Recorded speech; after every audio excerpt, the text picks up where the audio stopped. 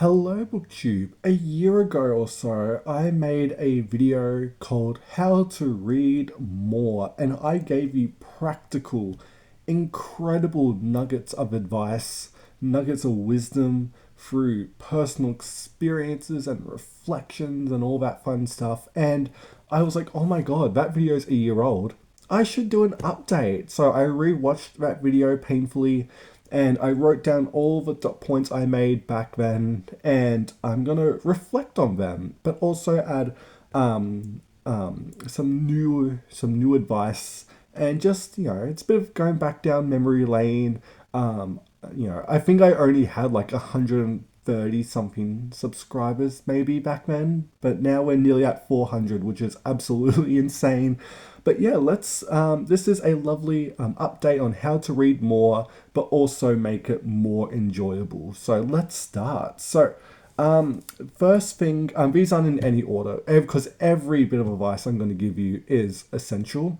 And one of them is to figure out your type of reading in terms of structure. Are you a mood reader like an octopus, just all eight limbs out there? I may feel like this, I may feel like that. Follow that.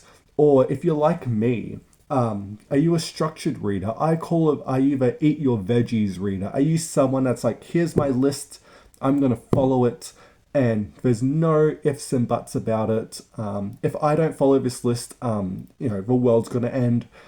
So figure out which one of those you are really. I've always been a structured reader. That's just, I love a good list. That's probably my main reason for being a structured. I love writing down book lists. Oh my God. I've got absolute exercise books full of lists that I've kind of abandoned because I'm a bit of a mood reader too. But anyway, find out how you read, your structure and all that stuff. And this is a bit of a personal one, and that is read in the most chaotic, busy times in your life, because I have noticed throughout my now 23 years of life, the most I read is when I am flat out busy, when I'm doing stuff on, daily, I'm working long hours, or I'm out all the time. Normally, I find when I'm most stressed and most stretched out for time is when I really read more, because I value my reading time more, and I don't know why. I think I just panic, and my go-to thing to calm yourself down after a long day is to read an entire book in one sitting. And because I've been reading for so long, it's just muscles, babe, at the end of the day, literally. So yeah, read in the most chaotic times, most pressure-filled days of your life. And the more you read, the more you'll get better at reading, and that's all I have to say about that. And that's some great advice. When I looked back at this video, I was like, oh my god, I gave some perfect bits of advice. Like, spend a crazy amount of money on books so you feel guilty, and that is a perfect advice on how to read more, because you'll see just shelves and shelves and shelves of books that you've spent your hard-earned money on. In prices these days, since I made that last video, it's gone up a bit. Feel guilty about that, as you should, and that will make you read more, I'm sure, because you'll feel guilty. And we'll also add some ebook stuff in here, because that is a big thing that has changed when it comes to this list. I'm also going to include ebooks. So get as many ebooks as you can fit on that Kindle. Get thousands, tens of thousands. See if you can stretch it to hundreds of thousands. Just everything you can find. Pirates, Kindle Unlimited. Buy everything you want, because you're going to run out of space in a house. But if you have a Kindle where you can fit, again, tens and thousands of books, that's just even more guilt and more pressure. And that's what we want, because as we go back to tip one, the more chaotic and stressful your life is, or at least for me, I tend to read more. So it's like a perfect cycle, if you would. And that's a perfect bit of advice if you want to follow my reading routine, which I do want to make a video of, because that's really fun. My other bit of advice was to cut all other hobbies off from books, and also work in a place where you can read, and pretty much remove all distractions. And that is still the same in my life, to be honest. I don't have a single other hobby besides reading and books, unless you count being gay, but like that's really it. I don't watch TV. I can't remember the last night I watched TV. I have a TV in my room, but it is unplugged at the wall. I don't even know how to turn it on at this point. I can't remember the watch time I watched a movie, like literally at all. I just read. Like that's literally my only form of entertainment. I can't remember the last time I drawed. Like I know Frame in September's coming up. I can't even remember. I probably was in like primary school when I picked up a pencil to draw. Like literally, I can't even remember.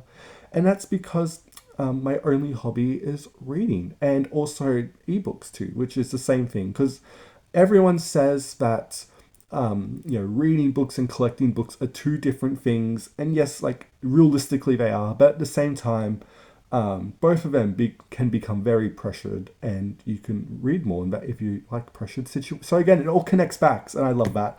But yeah, so working and audiobooks too. Quit whatever job you have to find a job where you can audiobook. As I work as a cleaner, and literally I can do 5 hours of audiobooks, and I can't do regular speed because who's got time for that? And I just can't focus when it's normal. Feels like someone's just yapping in my ear. So I put it on 2 times speed. I'm a 2 times speed girly when it comes to audiobooks. And so I pretty much get them done in one shift, really. Depends how long they are, of course.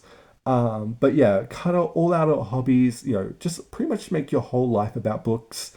The next thing I said back then was keep every book you own and take books from free little libraries. And I still stick with that. I think that's great advice. As you probably have noticed over the last year, I have been unholing, like it's like I don't know why I've been unholing so much. I can't think of a description for it because I'm so invested in this list. But yeah, I've been unholing, but I'm bad because I'm going against my own advice. But back then, I said keep every book you own because you'll never know when you need it. And that is true. And also, I said go to free little libraries, and take all the books out. Just leave that box empty. Take everything you can find. I'd also one up from what I said last year and say, if a friend, this is going to be controversial, but again, we are not here to make friends. We're here to read more. We're here to acquire more. We're here to have fun and read more.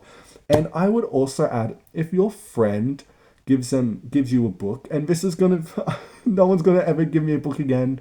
But how some people have icks with like dog earing or breaking spines or something like that.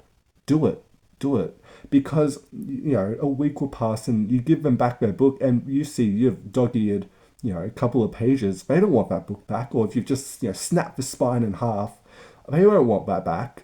And so, or if you've annotated it with like highlighter and it bleeds through every page, they don't want that book back. They're probably not your friend anymore. But you've got a book that you've read. That's another book to add to your list. And I think it's a really good piece of advice that I was really proud of when I thought about it. But yeah, so we have keep every book you own. We need to keep no one. What's an unhaul? Like I don't know. Take all the books from free libraries. You will acquire so many books if you just. It's not wrong. Like you're not doing something illegal. Like morally maybe, but like who cares? You're here to read more. And friends, you don't need friends when you've got characters and books and all that. So, yes, that's my next thing. My next thing I said back in the day was every conversation needs to be about books, and I still do that. It's one of the first things I say, especially small talk, because someone will talk about a movie or a TV show, and I will absolutely have no clue what they're talking about. And I have, because I've been reading my whole life, I have some maneuvers I can use to get out of that conversation, or at least not embarrass myself by saying I haven't heard of a single thing you're talking about, which I'll talk about later. But yeah, make every conversation about books. So they'll be like, oh, I've seen this certain TV show on Netflix. Have you seen it? And normally I would go, I haven't. And I'd be like, I've heard of that, but tell me about it.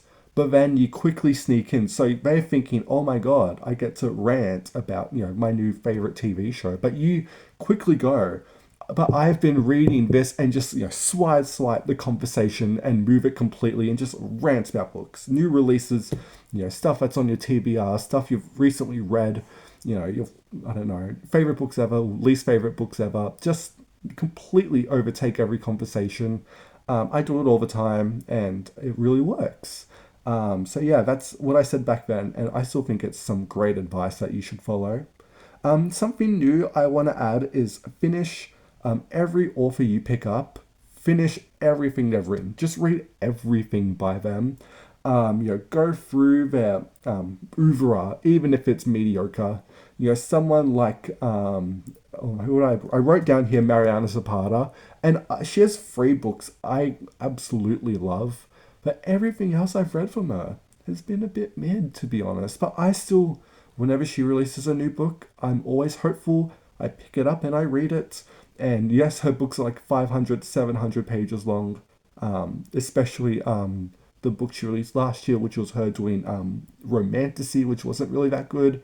Yeah, just read through. You'll finish so many books. Or if you follow authors, because you get to the point where you've read an author's work and you're up to date with an author, then you could just follow new releases and you don't have to worry about it. Like, Ali Hazelwood, if you're up to date with her, or Emily Henry, or you want to get more prolific authors like who am I thinking of? Like a Danielle Steele. She does, what, 600 books a year? You can finish that. You can also do a big series. Do the in-depth novels like me. Just do one a day. And that's what, 63 books done in 63 days? Girl, you can do that. You could also do a big series again in depth. You can also do the Imperial novels just because you don't like them, or ACOTAR. You may not like them, but we get your numbers up, and we're here to read more, but also to make it enjoyable. You can just go with the flow, laugh at them, point and laugh at your books. That's what I have for there.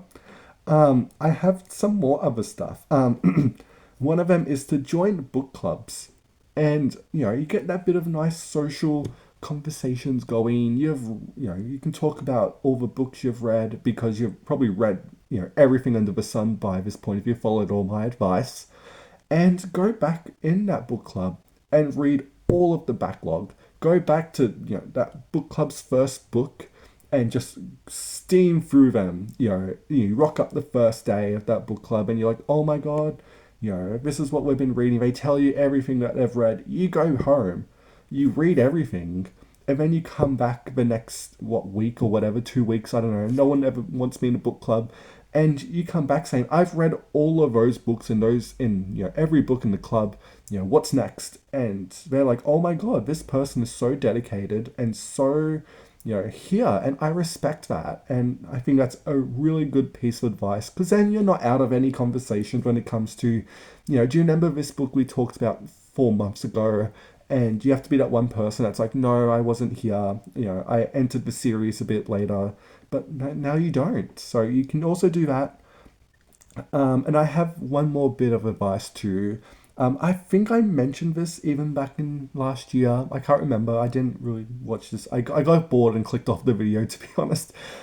Pressure yourself to start a booktube channel. And you may be a bit shocked by that, because you're thinking, Andrew, isn't doing booktube gonna take away reading time?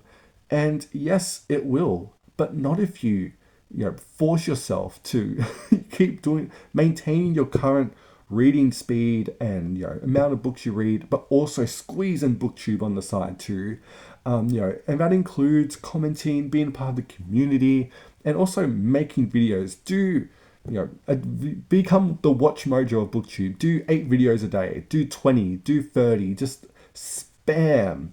Make that pressure on yourself, because your brain will always be going, like literally, like you'll have wrap ups to do, tags, you got poetry Thursdays and the middle grade Mondays. And also, if you want to start a series on your channel and you want to talk about and review books, that takes more time.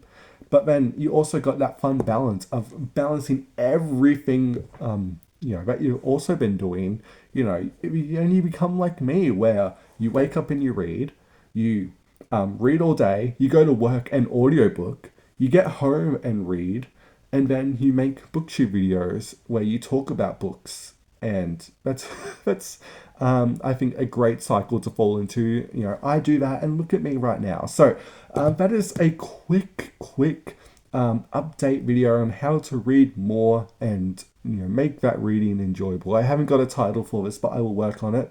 And yeah, it's just crazy to think I made that video a year ago, because I don't know, so much has changed in my reading life, especially because of ebooks and all that. And yeah, I can't believe it. Were you here a year ago when I made this iconic video? Let me know in the comments. And I assume that so many of you had followed my reading advice, and over the last year have put those into effect, and tell me, has those advice worked for you? So let me know in the comments. And this was just really fun to do, and a trip down memory lane. So thank you so much for watching BookTube, and I will see you next time.